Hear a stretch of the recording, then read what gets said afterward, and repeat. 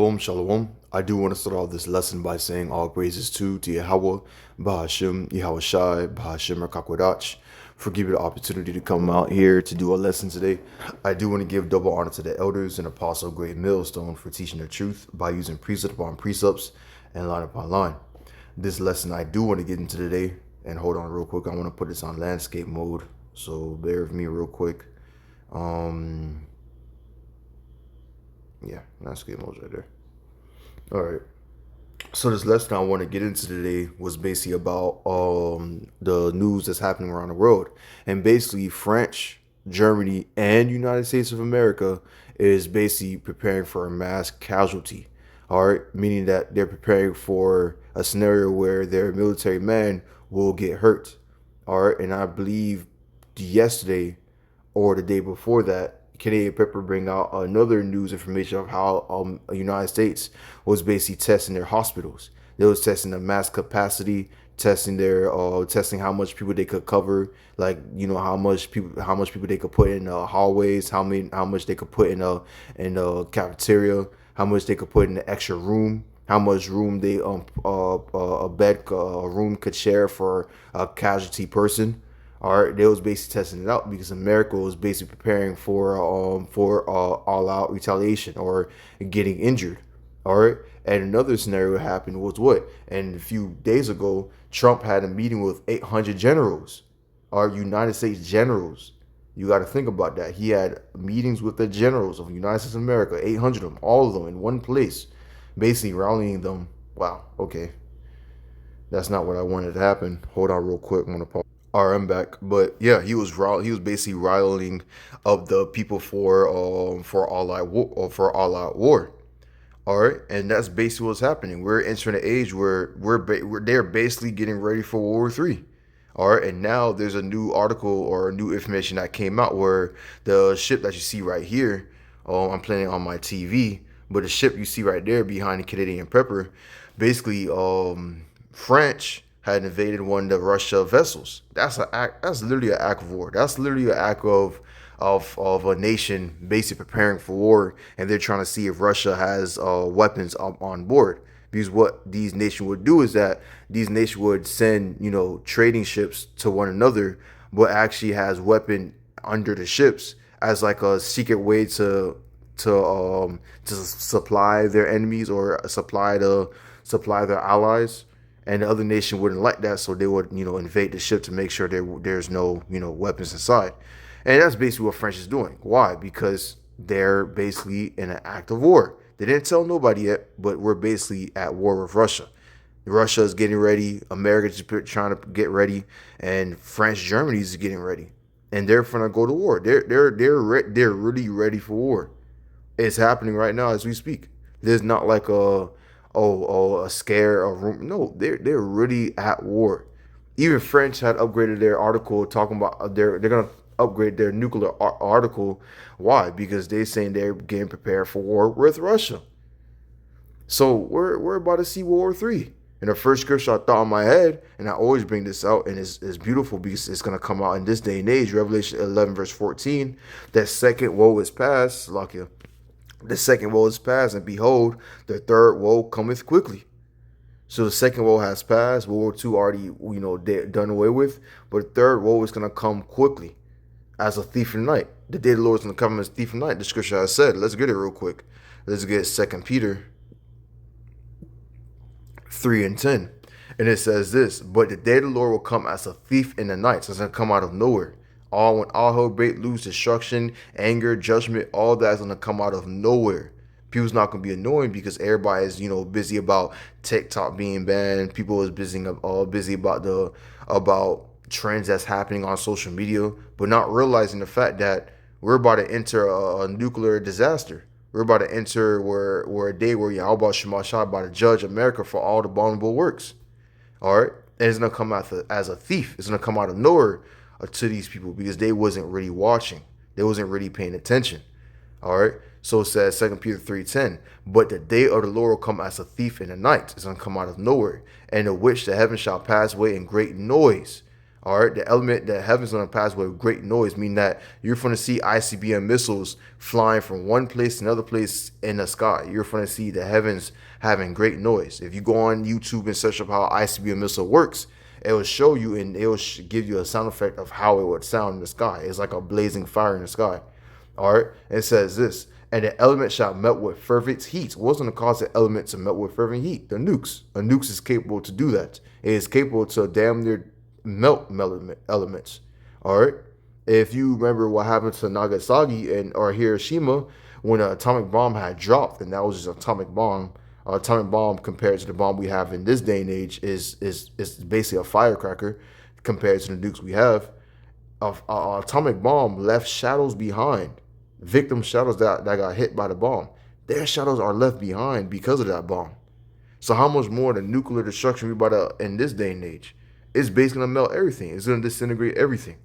All right. So it says what? An element shall melt with fervent heat, and the earth also and the works that are therein shall be burned up. So everything that you see in America is basically gonna be burned up. Book of Joel chapter 2 goes into it beautifully, and I did went to camp talking about it because that's basically where we're about to enter. We're into a day of thermonuclear missiles where Russia's going to end up shooting nukes at America. That is literally prophecy. This war that's happening right now, this is literally prophecy happening, and now it's going to lead up to what? Russia shooting their nukes at America. All right? And it says, "Beast shall hate the whore too," and it is not France having nukes? Is not France part of the NATO alliance? Yes. So eventually, France is actually going to betray America very soon too, and Trump knows that. Trump said on a meeting, he actually came out saying that one day these NATO alliance are not going to be our friends anymore. They're going to be our enemies. He even said that. So it's like everything is going to prophecy as we speak, and the fact that this is happening shows that this is they're in an act of war. They're in an act of war. They didn't actually stated it yet in a conference to the whole world, but they're in an act of war. They're in an act of war. That's what they're doing.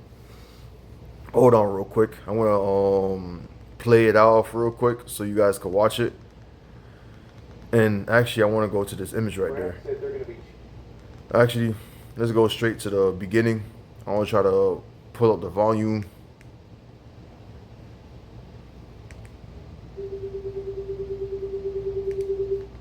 We got to make this quick because I'm still a little under the weather. So here's what's going down today. So much is going on in the world, in every area of responsibility. Let's first talk about this, because you guys remember how I've been talking about how eventually there's going to be some sort of standoff in the Baltic Sea whereby a Russian Shadow Fleet oil tanker is going to be boarded by some NATO or Western military force, and that is going to be a potential flashpoint for hostilities. Well, it actually has happened today. Okay, so the French, for the first time, boarded the RAWCHAA ship. This is a Benin flag ship, but it's listed under UK and EU sanctions on Russia. So it's not a Russian vessel, and of course the Russians have not taken credit for it. So you can see here, Russian or French Navy has boarded this vessel. Now, this is all on the same day that France said they're going to be changing their nuclear doctrine, and they've been put on a high state of alert. The French Army chief warns of imminent high-intensity warfare readiness. The chief of staff of the French Army has issued a public statement indicating a need for readiness and high-intensity warfare as early as tonight. The statement is part of an effort to prepare the French public for potential direct military confrontation with the Russian Federation. Recall, just a couple weeks ago, that report came out that the French are actually preparing for mass casualty events in 2026, as well as the Germans. And as I told you a few days ago, so are the United States. Now, this oil tanker is but one of up to 1,000 of these Shadow Fleet tankers, which continue to put Russian crude on the market. And right now you have this coalition of Western nations who are unilaterally and extrajudiciously trying to enforce this sanctions regime on these countries who they don't like. There's no international law to this. This is basically just France boarding a vessel it doesn't like in international waters because it is unilaterally declared that what they're doing is illegal. Well, Ray Lewis, two-time world champion. Go ahead, sir. Ed Reed, Hall of Famer. Period, point blank. Obviously, the Russians are going to probably deny that this is their ship, or they're not going to make a big deal about this particular instance.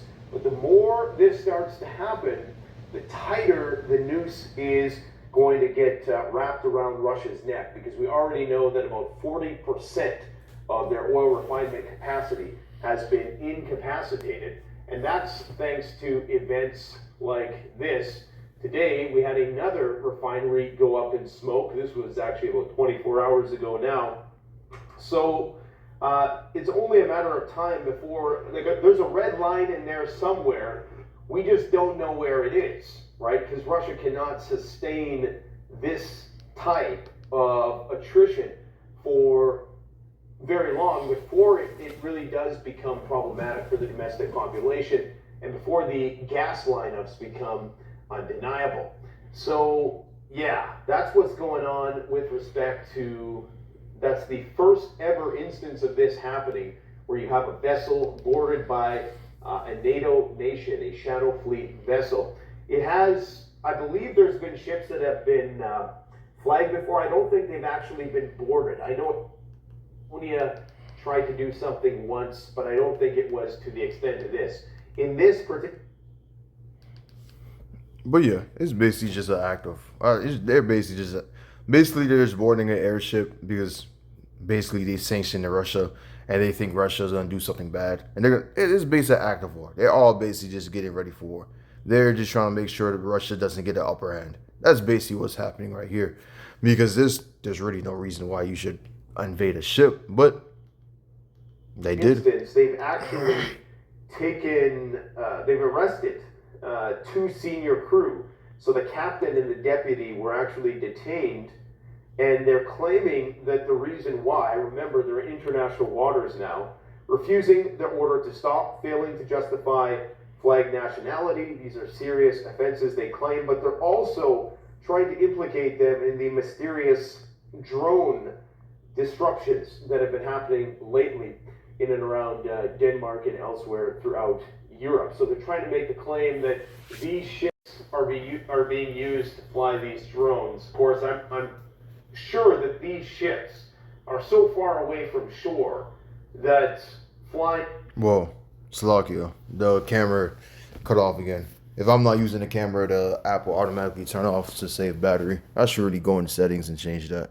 But you guys got the whole point of basically France trying to invade Russia's ship, and it's basically just an act of war, and they're trying to make it excuses of saying, hey, they might be doing it. Basically, they're trying to make sure that Russia is not getting the upper hand of them because they're planning to go to war with Russia. That's basically what's happening. They're trying to make an excuse of invading it, but in reality, they're just trying to get an upper hand of Russia. Make sure they don't try to send drones to their land, or they're trying to send NATO all their weaponry to NATO alliance.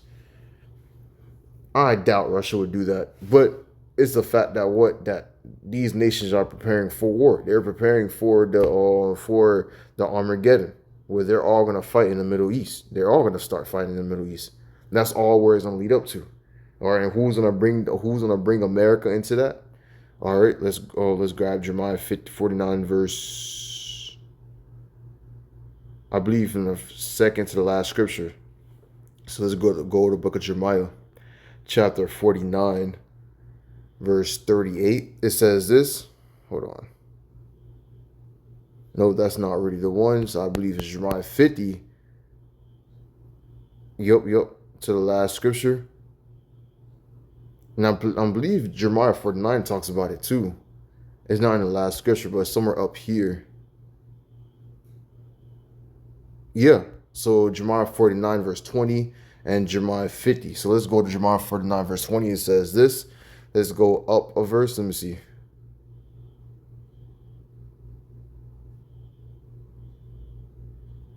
Yeah, I will verse 21. I can't break this down because I don't know what it's talking about. I got to read the whole chapter. But verse 20 says this, therefore hear the counsel of the Lord YAHAWAH. that he have taken against Edom. So basically, this is a judgment, a counsel, a destruction that's about to come to pass to you Edomites. All right, and it's gonna come to pass to your greatest nation.